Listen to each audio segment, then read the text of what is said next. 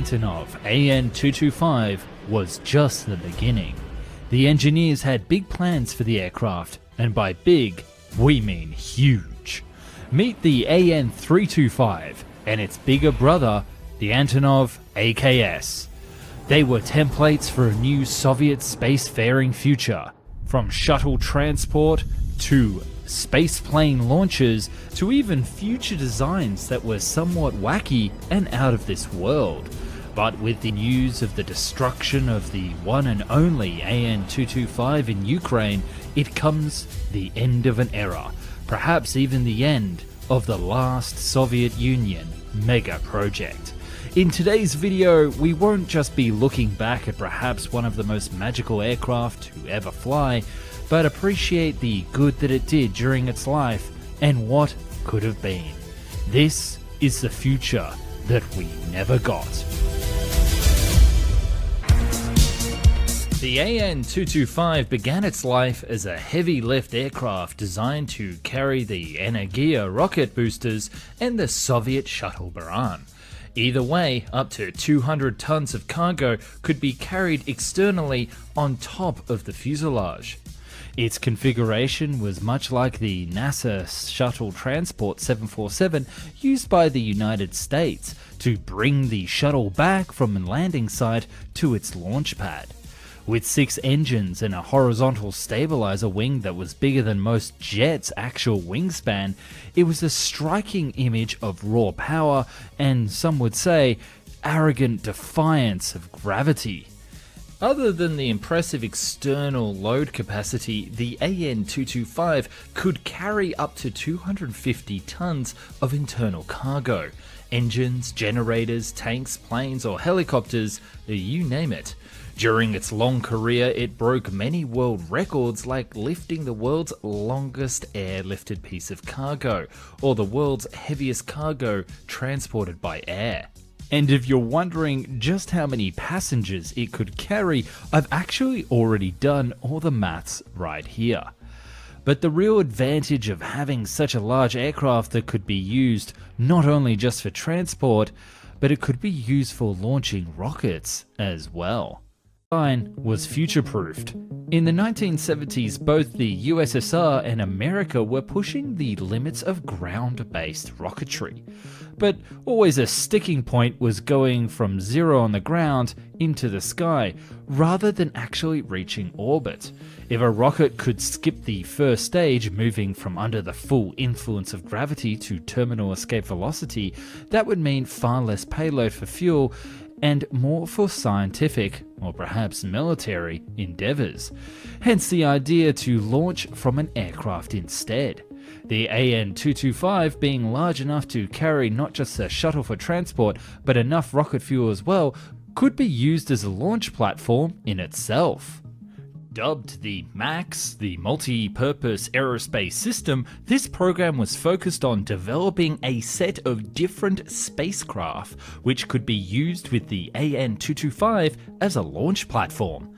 There were 3 main variants: the MAX OS, which included a fuel tank, and a smaller manned MAX Molniya spacecraft with approximately 7 tons of cargo. Next, we have the MAX-T, an unmanned version with a fuel tank which could be used to send heavy cargo into orbit, and the MAX-M, which could carry a larger spacecraft like the Buran or the Tupolev OOS, which we'll talk about in a bit. The program was eventually cancelled in 1991, along with the cancellation of the other aircraft projects around that era, as well as the entirety of the USSR. But that's a video for a future time. But what if they wanted to launch something, say, a smudge bigger than a simple little shuttle? Well, they would have to start putting the word humongous in front of everything. In the 1990s, the British approached Antonov to produce an updated version of the AN-225, one called the AN-325. A plane with a super creative name that would have an additional engine on each side to a total of 8, with 4 of them positioned as pairs on the same pylons, a similar solution to the one used on the B-52.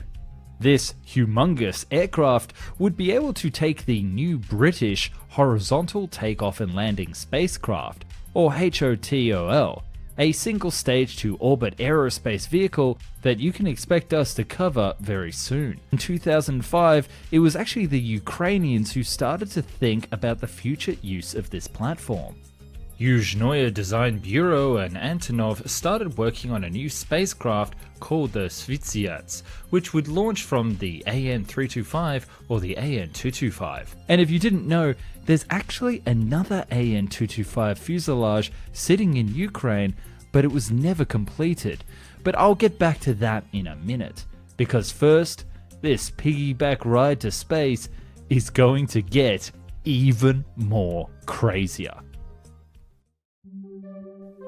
Back in the 80s, during the one-stage spacecraft race, Tupolev Design Bureau was working on a completely new project called the Tupolev OOS, where OOS stands for, well, one-stage orbital craft. So we're talking here about a possible nuclear-powered, double the size of the Buran craft that could be launched from an aircraft.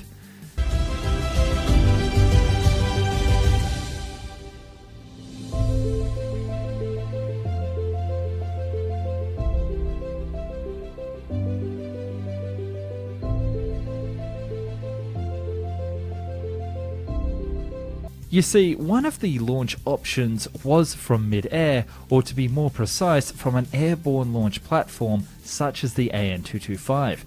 However, due to the massive size and weight of this new spacecraft, Tupolev and Antonov started to work on a new project. This thing was proposed to be a massive double fuselaged AN-225 built out of the two existing fuselages. It would have 18 D-18T turbofans with a combined thrust of 420,000 kilogram force and be able to carry up to 1,650 tons or 3.6 million pounds. Its wingspan would be 153 meters or 500 feet long, twice that of the Boeing 777X we have today. Ironically, it would not even be the most insane aircraft planned by the Soviets during that era, such as the Molniya 1000 Heracles, which deserves its own video. As for the AN-225, the future was bright and the dreams were big. But sometimes, dreams don't happen. In the past, the Chinese have been interested in buying and completing this second aircraft and using it as a heavy cargo transport platform, but the deal was never finalized.